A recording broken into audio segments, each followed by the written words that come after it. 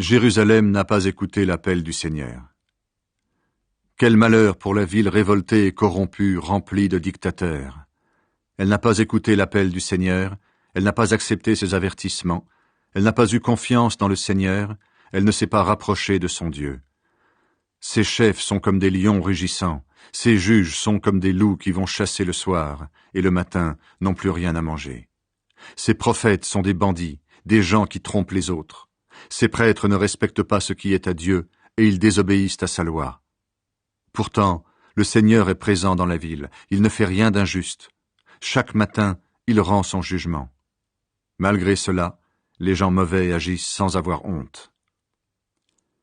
Le Seigneur dit, « J'ai fait disparaître des peuples, j'ai démoli leurs murs de défense, j'ai rendu leurs rues désertes, personne n'y passe plus. Leurs villes ont été détruites, il n'y a plus aucun habitant. Je me suis dit, maintenant la ville va me respecter, elle va accepter mes avertissements. Alors je ne réaliserai pas les menaces lancées contre elle et je ne la détruirai pas. Mais non. Ses habitants se sont dépêchés de faire de mauvaises actions. Le Seigneur déclare, « Eh bien, attendez-vous au jour où je viendrai vous accuser. J'ai décidé de réunir les autres peuples, de rassembler les royaumes pour répandre sur eux ma violente colère. Oui, le feu de ma colère dévorera la terre tout entière. » Le Seigneur changera l'attitude des peuples. Oui, je purifierai la bouche des peuples. Alors ils pourront tous me prier, moi, le Seigneur, et ils me serviront d'un même cœur. Ceux qui m'adorent et qui se trouvent dans tous les pays viendront de plus loin que les fleuves d'Éthiopie, et ils m'apporteront leurs offrandes. Le Seigneur laissera dans son peuple des gens simples et pauvres. Ce jour-là, mon peuple, tu n'auras plus honte de toutes tes mauvaises actions, de ce que tu as fait contre moi.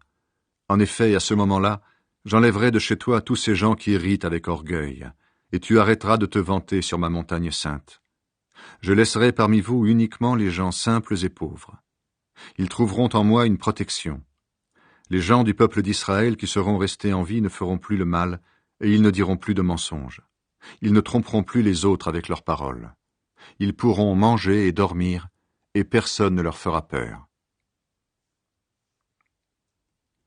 Jérusalem va être reconstruite.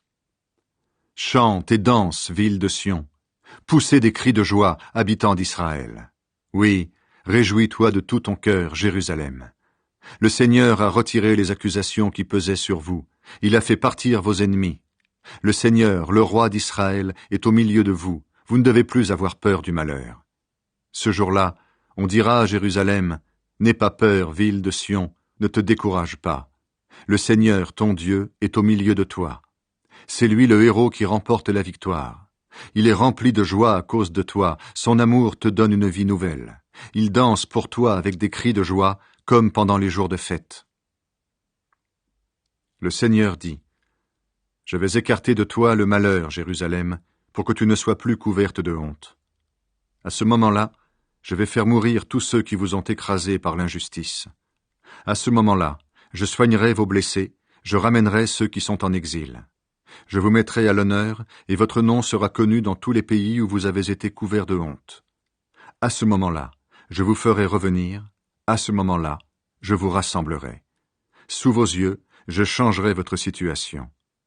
Alors votre nom sera connu, et je vous mettrai à l'honneur parmi tous les peuples de la terre. » C'est le Seigneur qui a parlé.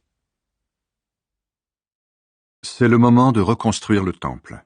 La 2e année où Darius est roi de Perse, le 6e mois, le 1er jour du mois, le Seigneur adresse sa parole à Agé, le prophète. Il lui demande de parler de sa part au gouverneur de Juda, Zorobabel, fils de Shealtiel, et au grand prêtre Yeshua, fils de Yosadak. Alors Agé annonce ceci de la part du Seigneur.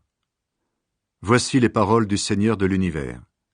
Ces gens-là disent que ce n'est pas encore le moment de reconstruire mon temple. Eh bien, est-ce que c'est le moment d'habiter dans vos maisons bien décorées pendant que mon temple est un tas de pierres? Maintenant je vous le demande, moi, le Seigneur de l'univers, réfléchissez à ce que vous faites. Vous avez semé beaucoup, mais récolté peu. Vous mangez, mais pas à votre faim. Vous buvez, mais pas autant que vous voulez. Vous portez des vêtements, mais vous avez froid. Vous gagnez votre vie, mais votre argent va dans un sac troué. Je vous le dis encore, moi, le Seigneur de l'univers, réfléchissez à ce que vous faites. Montez sur les collines, rapportez du bois, et reconstruisez mon temple. Alors cela me plaira, et j'en recevrai de la gloire, je le dis, moi, le Seigneur. Vous attendiez beaucoup de vos champs, et vous avez récolté peu. Ce que vous avez rapporté chez vous, j'ai soufflé dessus, et tout a disparu. Pourquoi donc? Je vous le demande, moi, le Seigneur de l'univers. Eh bien, c'est parce que mon temple est un tas de pierres, pendant que chacun de vous s'occupe avec soin de sa propre maison. C'est pourquoi aucune pluie n'est tombée, et la terre n'a rien donné.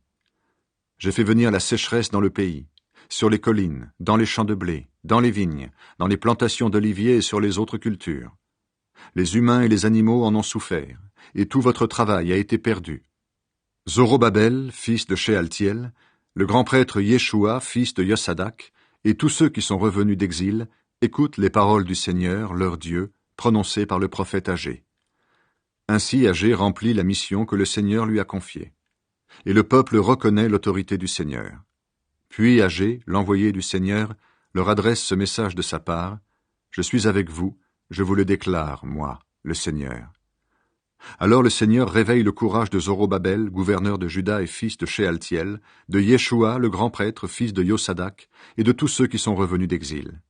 Ils viennent travailler pour reconstruire le temple de leur Dieu, le Seigneur de l'univers, le 6e mois de la même année, le 24 du mois. La beauté du nouveau temple dépassera celle du premier.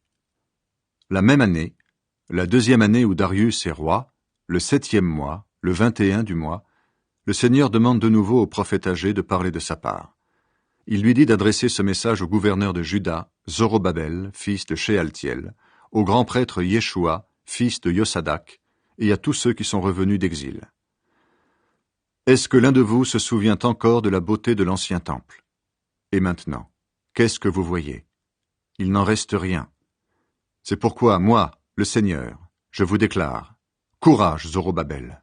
Courage, Yeshua, fils de Yosadak, toi qui es grand prêtre.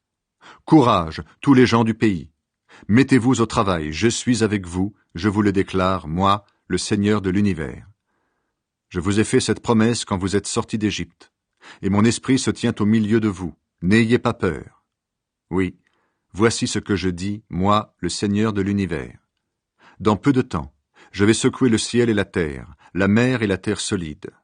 Je vais bouleverser les autres peuples. Leurs richesses arriveront ici en grande quantité. Je remplirai ce temple de beauté, je l'affirme, moi, le Seigneur de l'univers. En effet, l'argent est à moi, l'or est à moi, et la beauté de ce nouveau temple dépassera celle du premier.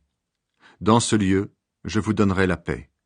Moi, le Seigneur de l'univers, je le déclare. Le peuple est impur. Toujours pendant la 2e année où Darius est roi, le 9e mois, le 24 du mois, le Seigneur de l'univers adresse de nouveau sa parole à Agé, le prophète. Voici ce qu'il dit. Demande au prêtre de juger ce cas. Quelqu'un a dans une partie de son vêtement un morceau de viande venant d'un sacrifice. Ensuite, son vêtement touche du pain, des légumes, du vin, de l'huile ou un autre aliment. Est-ce que cet aliment devient sacré? Les prêtres répondent à Agé, non. Agé leur présente un autre cas. Supposons maintenant que quelqu'un est devenu impur parce qu'il a touché le corps d'un mort. Il touche ensuite un aliment. Est-ce que cet aliment devient impur? Les prêtres répondent « Oui ». Agé leur dit « Eh bien, voici ce que le Seigneur déclare. C'est la même chose pour les habitants de ce pays et pour tout le travail qu'ils font. Tout ce qu'ils m'offrent sur l'autel est impur. » C'est le moment de réfléchir. Le Seigneur dit encore « Maintenant, réfléchissez à ce qui va arriver à partir d'aujourd'hui et plus tard.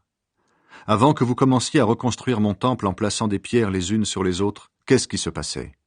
Quand quelqu'un allait chercher 20 mesures de grains au grenier, il en trouvait seulement 10. Quand quelqu'un allait chercher 50 litres de vin à la cuve, il en trouvait seulement 20. Je le déclare, moi, le Seigneur.